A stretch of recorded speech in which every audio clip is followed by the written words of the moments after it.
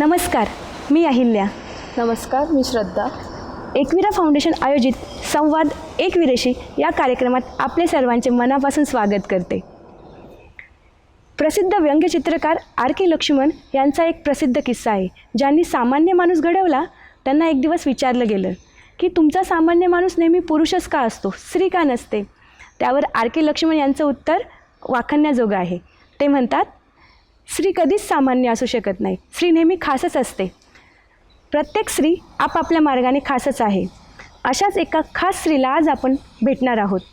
संगमनेर तालुक्याची लेक, जिने जगातील सर्वात उंच असे एव्हरेस्ट शिखर सर केले आहे, अशा सुविधाताई कडलक यांना आज आपण भेटणार आहोत.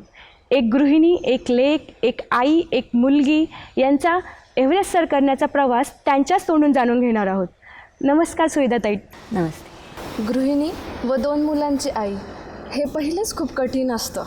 त्यातही पर्वत आणि डोंगर चढायची ही आवड कधीपासून निर्माण झाली? माझं दुसरं बाळ 2019 या वर्षी झालं. झाल्यानंतर 2 महिन्याचं बाळ घेऊन रेग्युलर एक्सरसाइज आणि प्रॅक्टिस चालू होती. सिंहगडालाही जात असे. तर ह्यावेळेस सिंहगडाला गेल्यावर शाहू महाराजांची जयंतीनिमित्त तिथे एक सिंहगड क्लाइंब रँडम मॅरेथॉन होता, त्यात भाग घेतला. यात जेव्हा मी पहिली आले तर मला अंदाज आला की डोंगर आणि हे कुठेतरी मला बोलवत आहेत आणि म्हणून मला डोंगरांकडे आकर्षण वाढलं. 2 महिन्याचं बाळ घेऊन मी स्टेजवर ज्यावेळेस त्याचं प्रमाणपत्र आणि ट्रॉफी घेतली, त्या आनंदापासून डोंगरांवरती प्रेमही वाढलं. गृहिणी म्हणून ऑलरेडी खूप साऱ्या मानसिक आणि शारीरिक गोष्टींना आपण टॅकल करत असतो. तर ह्या सर्व याच्यात एक शारीरिक आणि मानसिक तयारी कशी चालू केली? शारीरिक आणि मानसिक तयारी ही तेव्हा चालू होते जेव्हा तुमच्या मनाचं स्वतःचं आपल्याला एक रिमाइंडर असतो की मला काहीतरी करून दाखवायचं आहे, मला काहीतरी अचीव करायचं आहे, काहीतरी वेगळं करून दाखवायचं आहे. आणि तेच झालं माझ्यासोबत. मीसुद्धा सुरुवात ही बेसिकवरूनच दिली आहे. सर्वांना पहिली पायरी चढल्याशिवाय डायरेक्ट डोंगरावरती पोचणं हे शक्य नाही आहे. आणि मीही त्याच प्रकारे स्वतः पहिलं वॉकपासून सुरुवात केली. वॉक 2 तासाची करून बघितले, त्याच्यानंतर 2-2 तासाची रन प्रयत्न केले, रन सक्सेसफुल झाले. असं स्टेप बाय स्टेप मी हळूहळू सिंहगड 3-3, 4-4 वेळा चढून उतरून प्रॅक्टिस करत राहिली.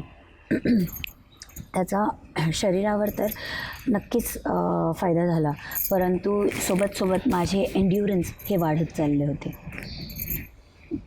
अच्छा, तर एव्हरेस्ट चढण्याचा जेव्हा तू निर्णय घेतला आणि तू तशा प्रकारे तयारीही चालू केली होती तुझी, तर ह्या निर्णयाचं स्वागत तुझ्या घरच्यांनी कसं केलं?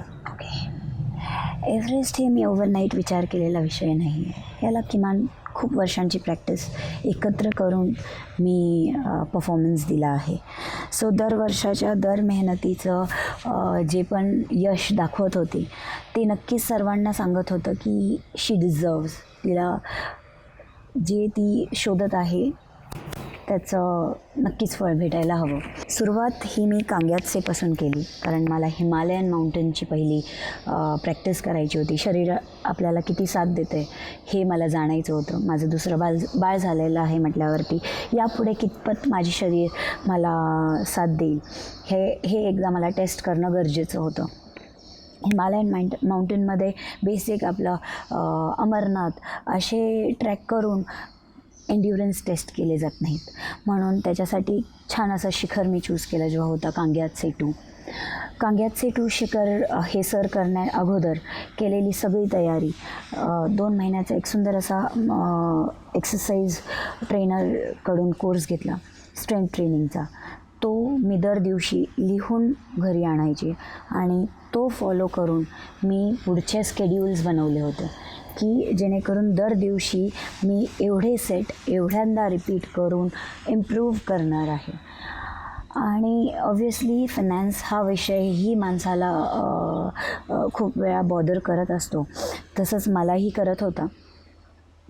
मी जेव्हा छोटासा कोर्स म्हणजे 1 महिन्याची ट्रेनिंग ही जर 5,000 चार्ज करत असेल तर त्याच वेळेस मी विचार केला होता कदाचित नाही का 1 महिन्यामध्ये मला हे पूर्ण ग्रास्प केलं पाहिजे.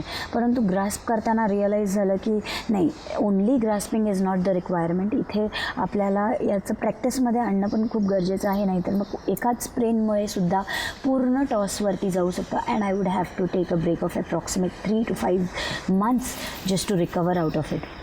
सो हे पाहून मी स्वतःला 2 महिन्याची ट्रेनिंग दिली. ती ट्रेनिंग मी पूर्ण कांग्यात सेटू म्हणजे 2020व्या वर्षी मी ही ट्रेनिंग घेतली होती. तेव्हापासून ते आता 2023मध्ये मी एव्हरेस्ट केलं आहे. त्यातले एकही दिवस नियम न चुकता मी एक्सरसाइज केल्यामुळे त्याचा सक्सेसही दिसून आला. बरं, स्केड्यूल्स हे कायम बनवणं गरजेचे असतात आणि बनवल्यानंतर त्यांना फॉलो करणे हे त्याहून जास्त महत्त्वाचं असतं. सो हो, नक्कीच मी आपल्या सांसारिक जीवनासहित त्या दोन्हींना पुश देत असताना घरच्यांना हेही दिसत होतं की मी घरचा स्केड्यूल किंवा मुलांचे डबे किंवा मुलांचं जेवण किंवा घरात लागणाऱ्या वस्तू लाईक डीमार्ट वर्क किंवा हे कुठलंच माझी ड्युटी मी स्किप करून असं स्वप्न पाहणार नव्हते. आणि ते दिसल्यामुळे नक्कीच आपल्याला पाठबळही भेटतं. आणि ऑब्व्हियसली तुमचे एफर्ट्स किती सिन्सिअरली तुम्ही काही करताय हे पाहिलं तर देवसुद्धा आपल्याला आशीर्वाद रूपी काहीही मागितलं ते भेटतं. सो आता तर माणसं आहेत आणि नातेवाईक आहेत आणि नाती आहेत, बरं, त्यांना स्वीकारणं हे साहजिक होतं. आपण ज्याप्रमाणे सांगितलं की एक गृहिणीचा रोल तुम्ही कधी स्किप नाही केला, तर मला एक छोटासा क्वेश्चन असा विचारायचा आहे की आपण गृहिणीचं बघतो की सकाळी 6पासून दिवस त्यांचा चालू होतो, तर आता तुम्हाला गृहिणीसोबत एक गिर्यारोहक पण व्हायचं होतं, तर तुमचा दिवस किती वाजता चालू व्हायचा? बरं, माझा दिवस असा सुरू व्हायचा. मी सकाळी 4 वाजता उठायची. 4 ते 7 वाजतापर्यंत नेहमी न चुकता, जर इन केस बॉडी पेन असेल तरीसुद्धा उठून तेवढं नाही तरी थोडं तरी व्यायाम पूर्ण करून मी तो व्यायाम मार्गी लावायची. म्हणजे न चुकता करणं हे गरजेचं होतं. 4 ते 7 एक दिवशी रन असायचा, दुसऱ्या दिवशी वॉक, तिसऱ्या दिवशी ट्रॅक, पुन्हा एकदा रिपीट आणि रविवारी सुट्टी. असा हा स्केड्यूल हा कन्फर्म सकाळी 4 ते 7चा असायचा. त्याच्यात स्ट्रेचिंगही घ्यायची आणि वॉर्मअपही करायची. 7 वाजतानंतर 8पर्यंत मला डबा हा कुठल्याही परिस्थितीत तयार करायचा असायचा, कारण माझी दोन्ही मुलं शाळेत जायला लागली होती. जेव्हा एक मूल शाळेत जात असे त्यावेळेस लहाना खूप छोटा होता नक्कीच, आणि त्यावेळेस लॉकडाऊनही होता. त्या दरम्यान मी कशी मॅनेज करत होते तर मी बाळाला जेव्हा खायला घातलं आणि 15 मिनटं 20 मिनटामध्ये त्याला जेव्हा नॅप घ्यायचा वेळ झाला की मैत्रिणींचा जी अवेलेबल मैत्रीण असेल तिला विचारून तिच्याकडे बाळ सोडायचे आणि तिला सांगायची की please call me if the child is awake. मी लगेच तिथे अवेलेबल होईल. आणि पायऱ्या अप अँड डाऊन करायची. 11 मजले climb get back, climb get back.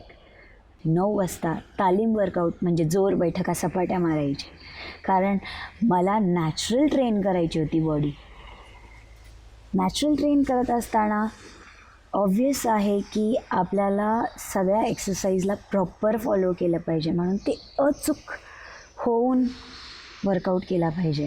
बरं, तालीम वर्कआउट हा एक दिवस केलं, दुसऱ्या दिवशी तुम्ही स्किप केलात, आठवडाभर असं जर चाललं तर एक वेळा चालून जाईल, ते बॉडी पुन्हा एकदा वर्कआउटला तयारही होईल.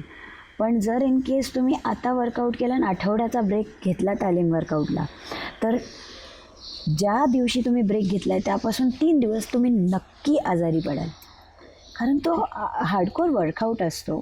तुमचं शरीर पूर्ण ट्रेन होत असते आणि ड्रेन होत असते. सो तो वर्कआउट झाल्यानंतर मी 1 वाजतापर्यंत कसंही डब्बा आपला लंचची तयारी आणि इव्हनिंगचा डबा हा तयार करून ठेवायची.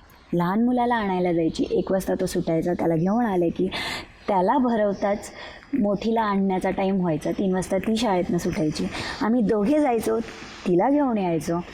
असा हा प्रोसेस चालू असताना ती येतच जेवण खाल्यानंतर तिला फ्रेश केल्यानंतर माझ्याकडे छोटीशी डिझायर होती, त्यामध्ये दोघांना सटल करायची. ड्राईव्हमध्ये त्यांची झोपही व्हायची आणि मी सिंहगड क्लाइम्बिंग वॉलला जायची. जोपर्यंत बाळाला चढण्याची परवानगी नव्हती तोपर्यंत बाळ आमच्या भोवती खेळायचं. After every responsibility I also want to do something for myself, show my achievement, move of the dust. खूप दिवस एक जागी पुस्तक ठेवलं की त्याच्यावरती जे डस्ट बसतो तसाच माझ्यावरती बसलेला होता. त्याला मला दूर करून पुन्हा एकदा मी आणि कहाणी ही पूर्ण करायची होती. आणि ती कहाणी पूर्ण करताना निस्वार्थपणे मी एव्हरेस्टचा निर्णय घेतला. एका स्त्रीसाठी दुसऱ्या स्त्रीचा सपोर्ट किती महत्त्वाचा असतो हे आपल्या कहाणीतून आम्हाला समजतं आहे. नुसते एका महिलेसाठी आपण प्रेरणा नाही तर आमच्यासारख्या मुलींसाठी सुद्धा आपण प्रेरणाच आहात. तर आता आपण एव्हरेस्टच्या जर्नीवर येऊया की आता तिथे गेल्यानंतर जगातील सर्वात उंच असं शिखर आहे, 8,848.86 मीटर इतकं उंच शिखर आहे. तर ते शिखर चढण्याचा अनुभव कसा होता? मी किमान 6 वर्ष अगदी एक व्रत केल्यासारखं एव्हरेस्ट ट्रेन केलं मला आणि एव्हरेस्टवरती गेले. आता सुरुवात जर सांगायची झाली तर ही अशी होती की एव्हरेस्टला लागणारा खर्च, एव्हरेस्टला लागणारी ताकद आणि एव्हरेस्टला लागणारे इक्विपमेंट्स हे तिन्ही गोळा करायच्या होत्या. तर ऑब्व्हियसली याला खूप लाँग जर्नी होती. बरं, तर एव्हरेस्ट हे स्टार्ट मी कसे केले किंवा काय पायऱ्या होत्या ज्या मी घेतल्या किंवा what were the steps me follow केले आणि मी एव्हरेस्टला गेले. तर एक हिमालयन एक्सपिडिशन कांग्यात्से 2 यात सहभागी झाले. ज्यावेळेस त्या एक्सपिडिशनवर होते तर क्लोदिंग ज्यावेळेस परचेस होत होत्या तर सर्वांचे पाहून मला वाटलं की कशाला एवढं एक्सपेन्सिव्ह जॅकेट घ्यायचं आहे आणि मी नॉर्मल आपली रेग्युलर जॅकेट कॅरी करून गेले होते. वातावरणानुसार -डिग्रीजनुसार ते जॅकेट कमी पडू लागलं. जेव्हा आपल्याला काही करायचं असेल आणि खूप तयारी केली आहे, एक छोटीशी चुकी जर आपली झाली आहे तर नेचरही कुठेतरी आपल्या आसऱ्यासाठी काहीतरी तयार ठेवतो. असंच झालं तिथे. आमच्यातील एक शेर्पा ज्यांना गाईड म्हणतात त्यांनी एक्स्ट्रा जॅकेट कॅरी केलं होतं आणि त्याच्या सहाऱ्याने मी कांग्यात्से 2ची समिट ही पूर्ण केली. आम्ही 19 जणं होतो, त्यातून 7 जणांना समिट केलं. 7 जणांमधून फक्त एकच महिला, त्याने मला कळालं की आपण काहीतरी वेगळं करत आहोत. जसं सिंहगडावर मी पहिली महिला झाली तसं कांग्यात्से नंतर माउंट नून समिट केलं मी, जे 7135 मीटर शिखर होतं. आणि हे शिखर करण्यापाठी सर्वात मोठं कारण हेच होतं की मला 6000चा एक्सपिरियन्स आला होता, 6000 मीटर्सचा एक्सपिरियन्स आला होता. पण त्याला 7000चा एक्सपिरियन्स घेऊन मला आणखी स्वतःला टेस्ट करावं वाटत होतं. कारण 2 मुलांच्या नंतर यू डोंट नो की बॉडी कुठपर्यंत तुम्हाला साथ देईल. आता मी ज्यावेळेस माउंट नूनच्या एक्सपिडिशनच्या तयारी केल्या होत्या त्यावेळेस मला कांग्यात्सेच्या वेळेला क्लाइंब करत असताना सर जनरल दुहान यांनी पाहिलं होतं आणि त्यांनी अमित सर बिस्ट NIMचे प्रिन्सिपल होते, कर्नल अमित बिस्ट. त्यांनी कन्वे केलं की एक अचिव्हिंग चाइल्ड आहे जी अचीवमेंटसाठी अटमोस्ट प्रॅक्टिस करत आहे आणि इफ पॉसिबल तिला एक डाऊनसूट भेटेल का, कारण माउंट नूनसाठी खर्च होता 3 लाख रुपये आणि त्याला लागणारे इक्विपमेंटचा ॲडॉन खर्च होता तो 70,000 to 80,000 रुपीज. आता ह्यासाठी ऑब्व्हियसली मला कुणाची तरी सपोर्टची गरज होती आणि माझी स्ट्रगल, माझी फाईट पाहून ती लकीली क्रिएट झाली. मला NIMमधून कर्नल अमित बिस सरांनी त्यांची एव्हरेस्टची कॉस्ट्यूम पाठवली. एक instance, seeing my struggle, seeing my achievements, seeing my strives, seeing my compromises, immediately सरांना वाटलं की she should be help for. Mount नोनला जेव्हा आम्ही गेलो तेव्हा बेस कॅम्पला असताना वेदर वॉज जस्ट हेवाया. वेदर हेवाया असताना आम्हाला ही एक्सपिडिशन किमान 15 दिवस घेणार होती. त्या 15 दिवसामधनं ते आणखीन 7 दिवस वेदर कंडिशन्सनी वाढवली. आम्हाला बेस कॅम्पलाच थांबावं लागलं. माझ्यातली ॲज युजल आई ही पुन्हा एकदा जागली आणि मला वाटलं की नाही का, ह्या बाकीच्या लोकांना एक्सपिडिशनची चपाती, इनफॅक्ट भाकरीच वाटायची, तर त्यांना पोळ्या बनवून द्यावं. तिथे मी ह्या पद्धतीने स्वतःचं रोल पुन्हा एकदा घेतला, कारण मला करमेना ना एवढ्या दिवस रेग्युलरली जी स्केड्यूल फॉलो करतो आपण त्याचं एक सवय झालेली आहे ना, तुम्ही कसे क्विट कराल. आणि मग त्यांच्यातल्या किचन स्टाफला बाजूला करून मी माझी कामं करायला लागले. तिथे मी टेचा बनवू लागले, तिथे मी चपात्या बनवू लागले. आणि आपल्या मराठी ग्रुपला तर इतकं हे झालं की म्हणजे त्याचा खूप आनंद भेटला. आता ह्यानंतर आम्ही निघालो. कॅम्प 1 झाला. कॅम्प 1वरती आमच्यातल्या एक क्लाइंबरला स्किप करावं लागलं हेल्थ इश्यूमुळे, कारण वेदर कंडिशन चेंज होत असतं. दर अल्टिट्यूडला जेव्हा आपण क्लाइंब करत असतो तर तुम्हाला माहीतच नसतं की what next are you going to test yourself on. So मी कॅम्प 1च्या नंतर कॅम्प 2साठी निघालो आम्ही. कॅम्प 2ला निघत असताना खूप सारं असं क्लाइंब होतं, रॉकी पॅचेस होते आणि ice over it use to make it slippery. So घसरण्याच्या चान्सेस खूप होत्या. खूप स्ट्रॉंग प्रॅक्टिस केल्यामुळे त्याच्यात खूप भर पडली आणि I reached the expected time frame the sherpa wanted me to reach. काहींचं टाईम फ्रेमच्या बाहेर आल्यामुळे एक्सपिडिशन कॉम्प्रोमाइज झालं. सो आणखी 3 जणं तिथून परत पाठवले गेले. आता आम्ही 16 जणांमधनं ऑलरेडी काही लोक बेस कॅम्पवरती स्किप झाले होते. अवॉइड केलं होतं त्यांनी की नाही होणार आहे आम्हाला. त्यानंतर ही 4 जणं गेल्यानंतर आम्ही फक्त 4 जणं राहिलो होतो. त्यात मी होती, भगवान दादा होते, संदीप दादा होते, प्रसाद दादा होते. आता कॅम्प 2वरून कॅम्प 3ला जाण्या अगोदर weather condition was on toss. पूर्ण वाईट आऊट होतं. त्यात आपण चालून जाणार होतो. सो त्या कंडिशनमध्ये भगवान दादांनी तरीही विचारलं, सुविधा बघ बरं का, निर्णय घे, तुला अजून पुढे यायचं आहे का. मी म्हटलं दादा मी त्याच्यासाठीच आली आहे आणि नक्कीच मला एक उदाहरण क्रिएट करायचं आहे. थोडंफार 19-20 तर होतच राहणार आहे जीवनात. Let's take the challenge. आणि निघालो. आता हे चालत असताना आम्ही कॅम्प 3ला पोचत असताना एक छोट्या डिस्टन्सवरती आम्हाला कॅम्प दिसेना पांढरं झाल्यामुळे एक ठिकाणी आम्ही उभे राहिलो आणि जमीन खचली. धावून आम्ही दुसरीकडे एक ठिकाणी पुन्हा एकदा सेटल झालो, चेक करून की तिथे सेफ आहे की नाही. असं जर वेदर कंडिशन असतं, आणि हे फक्त 7135 मीटर्सच्या एक्सपिरियन्सचं मी सांगत आहे. कॅम्प 3 नंतर 7135 मीटर्सच्या ज्यावेळेस समिट पुश घेतली आपण, त्यावेळेस संदीप दादांना खोकला अतिशय होऊ लागला, प्रसाद दादांना हेल्थ इश्यू आली, त्या दोघांनाही पाठी पाठवलं. समिटला मी आणि भगवान दादा पोचलो.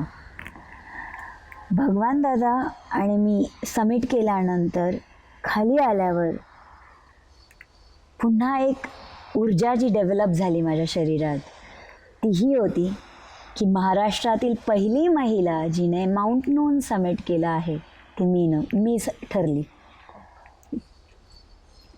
आता ह्यापुढे एव्हरेस्ट 1500 मीटर आणखी आहे. सुविधा थोडं कष्ट वाढवावं आणि हे मात्र पूर्ण करावं हे स्वतःला समजवलं. लेहमधून रिकव्हरी रेस्ट काही न घेता तुरंत मी फ्लाईट बोर्ड करून घरी पोहोचले, मुलांना भेटले. आणि आता माझ्याकडे हा प्रश्न ऑब्व्हियसली प्रिपेअर्ड होता की मी कशी करणार आहे. गणपती नवरात्रीच्या सीझनमध्ये वर्गण्यांसाठी सुद्धा पळालो आम्ही, कारण एव्हरेस्ट आहे, रक्कम ही 35 लाखाची आहे आणि पाठबळ हे एकमेव मिस्टरांचं आहे. जगाला माहीतच नाही आहे की मी काय स्वप्न पाहत आहे. लेट्स मेक इट लाऊड हे विचार करून मी बोलू लागले. एव्हरेस्ट करायचं आहे, एव्हरेस्ट करायचं आहे, एव्हरेस्टसाठी तयाऱ्या चालू आहेत. असं कंटिन्यू चालत असताना एक वेळ आली की मी ओव्हरहर्ड कॉन्व्हर्सेशनमध्ये मिस्टरांना त्यांच्या मित्राला सांगताना ऐकलं की ती खूप कष्ट घेत आहे, तिला यश हे मिळालंच पाहिजे. आणि मला कन्फर्म झालं की मिस्टरांना माहीत आहे माझी चळवळ ही एव्हरेस्टची आहे. एक पुरुष यशस्वी होण्यामागे स्त्रीचा हात असतो हे आपण नेहमीच ऐकतो, पण एक स्त्री यशस्वी होण्यामागे एका पुरुषाचा हात हे आपल्या कहाणीतून आम्हाला सगळ्यांना आज समजले. नक्कीच.